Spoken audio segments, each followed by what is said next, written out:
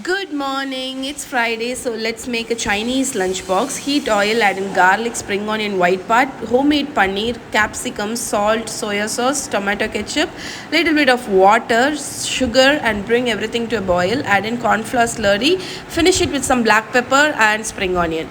I have the recipe for homemade paneer in the description, kindly check it out. This is your stir fry paneer. Now let's make noodles. I'm using Thinai noodles, which is millet noodles. Boil as per package direction. Heat oil, add in garlic, cabbage, capsicum, carrot, salt, sugar, the masala packet which came with the noodles. If you don't have that, just use salt and pepper. Make a well, add in soya sauce, add in the noodles and mix everything really well. Finish it with some pepper and spring onion green part. That's it, your millet noodles is done.